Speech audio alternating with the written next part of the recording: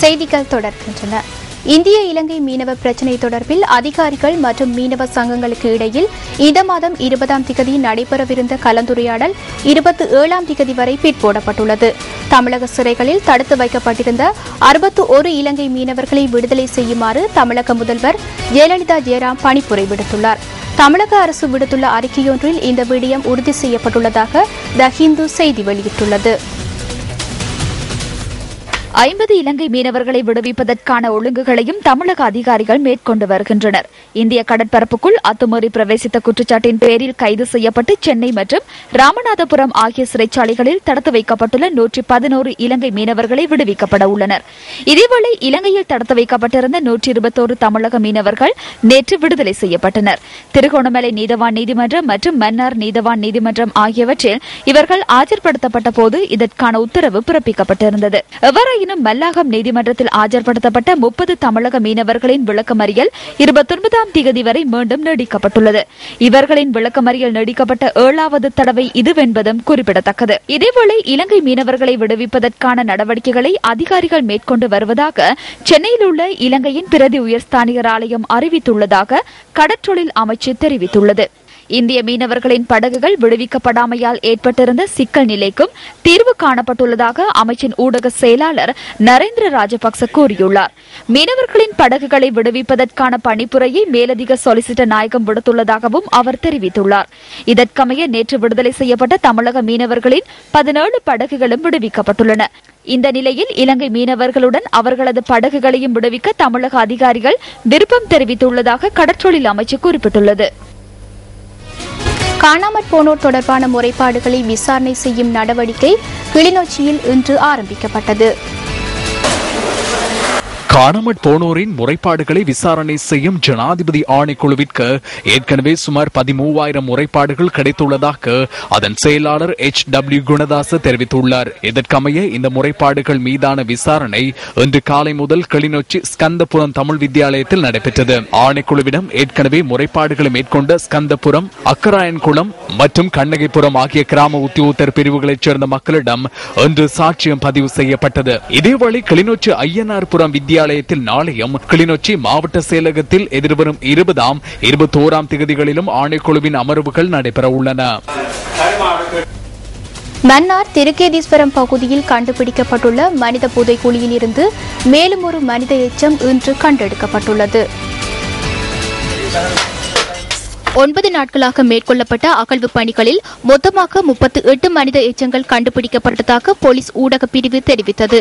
இதில் மனித மண்டையோடுகள் மற்றும் எலும்புக்கூடுகள் என்பன அடங்குகின்றன.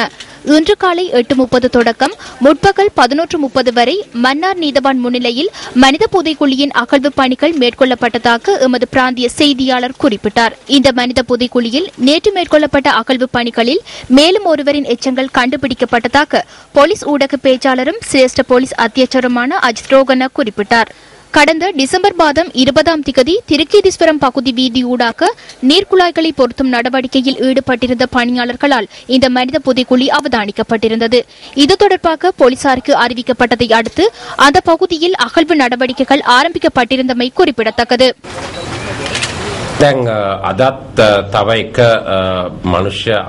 இன்றும் ஒரு மனித எச்சம் கண்டுபிடிக்கப்பட்டுள்ளது. அதன் அடிப்படையில் சுமார் 37 மனித எச்சங்கள் கண்டுபிடிக்கப்பட்டுள்ளன. மேலும் அகழ்வு நடவடிக்கைகளை மேற்கொள்ள தீர்மானிக்கப்பட்டுள்ளது. இன்றைய தினம் அகழ்வுகள் நிறுத்தப்பட்டதோடு அடுத்த அகழ்வு தினம் குறித்து அறிவிக்கப்படவில்லை. இந்த பகுதியில் LTTE அமைப்பினரால் மேற்கொள்ளப்பட்ட சமூக கொலையாகவே நாம் நம்புகின்றோம். இல்லை என்றால் பாதுகாப்பு மற்றும் போலீஸ் அதிகாரிகளை கொலை செய்திருக்கலாம். இந்த பகுதியில் இராணுவ முகாம் மற்றும் போலீஸ் நிலையங்கள் இருக்கவில்லை என்றும் LTTE அமைப்பின் கட்டுப்பாட்டின் கீழ் இருந்த பகுதி என்றும் அந்த பகுதியில் உள்ளவர்கள் உறுதிப்படுத்துகின்றனர். වෙනත් කිසිම ආකාරයක හමුදා කඳවුරු පොලිස් ස්ථාන නොතිබුණු බවත් මේ ප්‍රදේශයේ LTT ත්‍රස්තවාදීන්ගේ ග්‍රහණය යටතේ පැවති ප්‍රදේශයක් බව. யானைகளுக்கும் மனிதர்களுக்கும் இடையிலான போராட்டம் தொடர்கின்றது. கிழக்கு மாகாணத்தின் காட்டுப்பகுதியில் இந்த நிலையை அவதானிக்கக்கூடியதாக இருக்கின்றது. அவ்வாறு யானைகளின் அட்டகாசம் நிறைந்த கிராமமே திருகோணமலை திரியாய கிராமம். திருகோணமலை நகரிலிருந்து சுமார் 45 கிலோமீட்டர் தொலைவிலேயே திரியாய் கிராமம் அமைந்துள்ளது. காடுகளுக்கு மத்தியில் இந்த கிராமம் அமைய பெற்றுள்ளதால் யானைகளின் அட்டகாசத்துக்கு தாம் அனுதினமும் முகம் கொடுப்பதாக மக்கள் தெரிவிக்கின்றனர். கஷ்டப்பட்டோம் கிடந்துட்டு ஒரு பயிர் கொடி நாட்டினாலும் எங்கட சீவியம் போகும்னு பார்த்தா அது வைக்கலாது. யானை இரவுலலாம் வீட்டுக்கல்வீட்டிலே இருக்கலாது. அவ்வளோ ஒரு கஷ்டமா இருக்கு. குடிநீர், போக்குவரத்து, வைத்தியசாலை என எந்த ஒரு வசதிகளும் அற்ற நிலையில் வாழும் தம்மை யானைகளும் விட்டு வைப்பதில்லை என அவர்கள் கவலை வெளியிடுகின்றனர். தமது பயிர் நிலங்களையும் இந்த யானைகள் நாசம் செய்வதாக திரியாய் மக்கள் தெரிவிக்கின்றனர். பயிர் பச்சை ஒன்றும் வைக்கலாது. யானை பிரச்சனை பகலையும் வருது, இரயிலையும் வருது, பிள்ளைங்களையும் அடிக்குது. அதை வெள்ளாமை எல்லாம் மிதிச்சு எல்லாம் செய்து தோட்டங்கள் எல்லாம் செய்து நாங்கள் அதெல்லாம் எல்லாம் மிதிச்சு உழைக்கிறோம் ஆணைகள். ஆனால் வேலி அது எதுவும் செய்து தந்தால் கொஞ்சம் பாதுகாப்பாக இருக்கும் எங்களுக்கு. குடியிருப்புகளையும் யானைகள் தாக்கி அழிப்பதாக தெரிவிக்கும் இவர்கள் உயிராபத்துக்கு மத்தியிலேயே தாம் நாட்களை நகர்த்துவதாகவும் கூறுகின்றனர். வாழ்க்கை எங்கள் செய்தி. அடுத்து சக்தியின் தேடல்.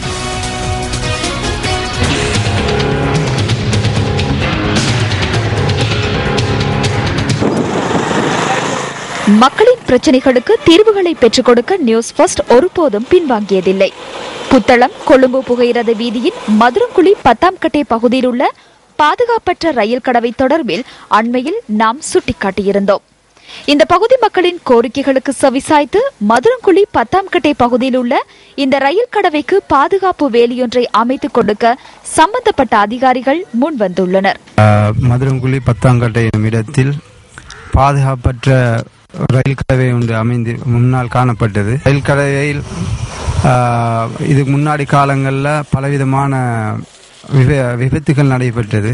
சக்தியின் தேடல் மூலமாக தெரிவித்திருந்த தொடர்ந்து தற்போது அந்த பாதுகாப்பு உடைய வேலை அமைக்கப்பட்டுள்ளது. இதை சுற்றி காட்டிய சக்தியின் தேடலுக்கும் எங்களுடைய மனமார்ந்த நன்றிகளை தெரிவித்துக் கொள்கின்றோம். மதுரங்குழி பிரதான வீதியில் அமைந்திருக்கும் ரயில்வே கடவை ஏற்கனவே பல விபத்துக்கள் நடந்ததற்கிணங்க சக்தியின் தேடலுக்கு அறிவித்ததன் பிரகாரம் அந்த கடவைகள் போடப்பட்டுள்ளன. இதற்கிணங்க அந்த சக்தியின் தேடல் அதிகாரிகளுக்கும் அதுக்குரிய சம்பந்தப்பட்ட நிலதாரிகளுக்கும் எங்களின் நன்றியை தெரிவித்துக் கொள்கின்றோம்.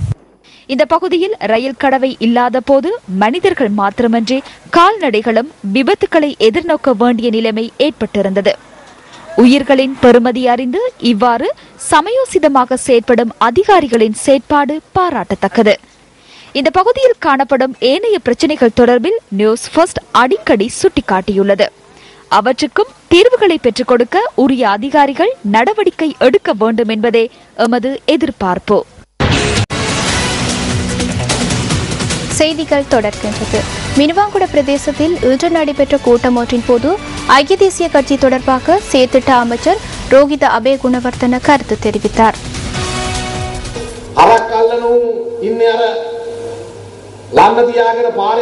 மாடுகளை பிடிக்கும் போது கோல்களை கொண்டு அவற்றை அடிக்கின்றனர். அதே போன்றுதான் ஐக்கிய தேசிய கட்சி வேட்பாளர்களை தேடிக்கொள்ளும் நடவடிக்கையும் அவ்வாறே முன்னெடுக்கப்படுகின்றது. வீதியோரங்களில் நின்று கொண்டு யாரையேனும் பிடிப்பதற்கு முயற்சிக்கின்றனர். ஐக்கிய தேசிய கட்சியில் தேர்தலில் போட்டியிட வருகின்றீர்களா என வருவோர் செல்வோரிடமெல்லாம் கேட்கின்றனர். அவர்கள் முடியாது என கூறுகின்றனர். மேல் மற்றும் தென் மாகாணங்களை வெற்றி கொள்வதற்காகவே ரணில் இந்த தலைமைத்துவ சபையை அமைத்தார். ஜனவரி மாதம் 18ஆம் தேதி வரையில் தலைமைத்துவ சபையில் 12 பேர் மாத்திரமே இருப்பர். மார்ச் மாதம் நிறைவடையும் போது அதனை 40ஆக அதிகரித்துக் கொள்ளுமாறு கூறுகின்றோம். 40 அல்ல ஜிஆர் ஜெயவர்தன புதைக்குழியில் இருந்து எழுந்து வந்தாலும் ஐக்கிய மக்கள் சுதந்திர கூட்டமைப்பு மேல் மற்றும் தென் மாகாணத்தில் வெற்றி பெறுவதனை தடுக்க முடியாது.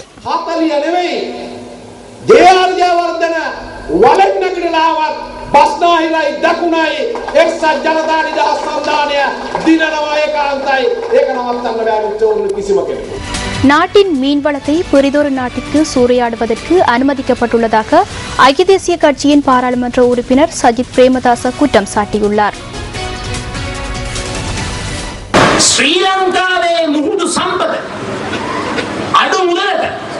இலங்கையின் கடல் வளத்தை குறைந்த நிதிக்கு வெளிநாடுகளுக்கு கொள்ளையிட அனுமதி வழங்கப்பட்டுள்ளது. இந்த நாட்டின் மீனவர்களுக்கான மீன் வளத்தை சீன டாலர் படகுகளுக்கு மற்றும் ஏனைய நாடுகளின் டாலர் படகுகளுக்கு சட்டப்பூர்வமாக பிரிப்பதற்கு அனுமதி வழங்கப்பட்டுள்ளது.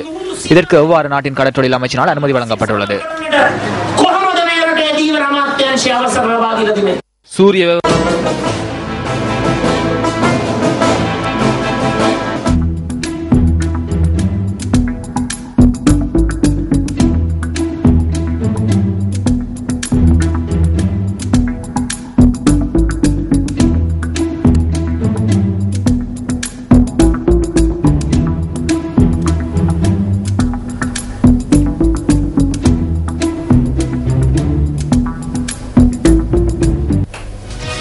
சக்தி நியூஸ் ஃபர்ஸ்ட் பிராந்திய செய்தியாளர்களுக்கான ஊடக செயலமர்வு ஒன்று இன்று நடைபெற்றது.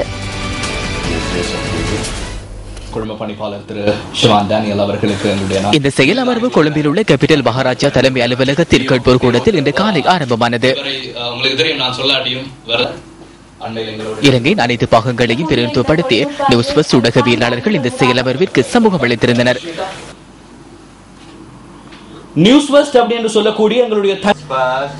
இதன்போது நியூஸ் ஃபர்ஸ்ட் அலுவலக செய்தியாளர்களால் பிராந்திய செய்தியாளர்களுக்கு பல்வேறு பயிற்சிகளும் வழங்கப்பட்டன. என்கின்ற எமது இந்த பிரம்மாண்டமான செய்தி படைப்பை இன்னொரு தளத்திற்கு கொண்டு செல்ல முடியும்.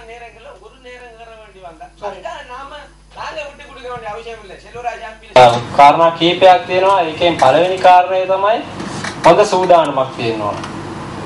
අපි இவர்களிடம் பல பிரச்சனைகள் இருக்கிறது. அவர்கள் சொல்கின்ற பிரச்சனைகளும் ஏற்றுக்கொள்ளக்கூடிய வகையில் இருக்கிறது.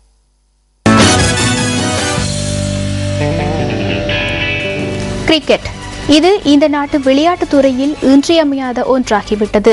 செல்வந்தர்களுக்கே உரித்தான விளையாட்டாக கிரிக்கெட் இருந்தாலும் வறிய குடும்பங்களை சார்ந்தவர்கள்தான் இதில் பெரும்பாலும் சாதிக்கின்றனர். அவ்வாறான சாதிக்க துடிக்கும் ஓர் அணி தொடர்பிலான தகவல்களை ஸ்போர்ட்ஸ் ஃபர்ஸ்ட் இன்று கொண்டு வருகின்றது. இவர்கள் அம்பாறை மாவட்டத்தின் பொத்துவில் பிரதேச செயலாளர் பிரிவுக்குட்பட்ட கோமாரி கிராமத்தைச் சேர்ந்த பெண்கள் கிரிக்கெட் அணியைச் சேர்ந்த வீராங்கனைகள் ஆவர். கிரிக்கெட் மீதான ஆர்வத்தை மாத்திரமே பிரதானமாக கொண்ட இந்த அணியினர் 2011ஆம் ஆண்டு அம்பாறை மாவட்ட மின்பந்து சாம்பியன் ஆனதுடன் 2013ஆம் ஆண்டில் 2ஆம் இடத்தை பிடித்தனர். நாங்கள் 2011ஆம் ஆண்டு அம்பாறை டிஸ்ட்ரிக்ட்ல முதல் இடத்துல வந்த நாங்க அப்படி வந்தும் கூட அடுத்த ஸ்டெப்பு போறதுக்கு எங்களுக்கு எந்த வசதியும் இல்லை. மென்பந்திலிருந்து கடின பந்துக்கு மாறி சாதிக்க வேண்டும் என்பதுதான் இந்த பெண்கள் அணியைச் சேர்ந்த ஒவ்வொருவரினதும் கனவாகும். என்றாலும் மென்பந்து விளையாடவே பொருளாதார வளமில்லாத நிலையில் கடினப்பந்து விளையாட மாத்திரம் யார் உதவ போகின்றனர் என்ற ஆதங்கம் இவர்கள் மத்தியில் மேலோங்கியுள்ளது. கடினப்பந்து கிரிக்கெட் விளையாட உகந்த மைதானமும் பயிற்சிகளுக்கு உபகரணங்களும் கிடைத்தால் தங்களால் சாதித்து காட்ட முடியும் என்ற நம்பிக்கை இவர்களிடம் பலமாக உள்ளது. ஹார்ட்பால் டீம்ல நாங்க ஒரு நல்ல டேலண்ட் உள்ள பிள்ளைகளை வரணும் என்று எதிர்பார்க்கிறோம். அதே ஒரு கண்டியோ கொழும்போ ஏதாவது ஒரு இடமா இருந்து அது அந்த டீம் ஃபர்ஸ்டா வந்திருக்க பாருங்க, அந்த பிள்ளைகள் எல்லாம் மற்ற இடத்துக்கு கொண்டடிப்பாங்க. எங்களோட பிள்ளைகளுக்கு நல்ல திறமைகள் இருக்கு.